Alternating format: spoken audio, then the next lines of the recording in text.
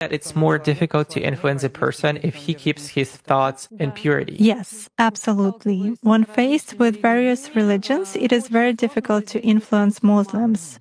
They are in a constant connection with the egregore. They do namaz every day and read prayers on a daily basis. They are constantly under some kind of a dome, so it is very difficult to influence them. When you start impacting a person, he begins to address in a prayer. Indeed, many of them are very different from those who come to church only when everything is bad in their life. They come to pray, and then for 5 years they forget about God, some canons, and so on. Muslims, as a rule, passionately believe and passionately give energy to their egregore, and this egregore protects them very well. That's why it is very difficult to work to make any kind of influence on a true Muslim believer.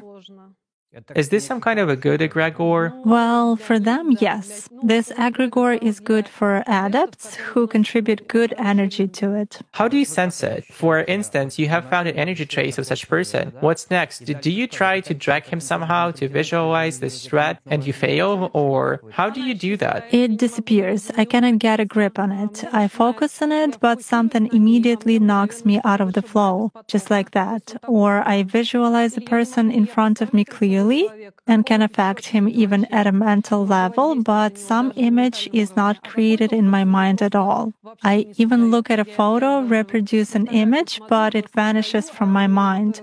Thus, I can clearly see that a person is covered with something. Does this only work with Muslims? It does for me. Nowadays, there are very few people among Christians who truly believe. Even those who write in their comments that God is in the soul, that they are all faithful believers, but in reality they are not. Even most often they write that all this is a sin, but then ask in a private message how to make a rubbing spell. Such cases also happen. A rubbing spell? A rubbing spell.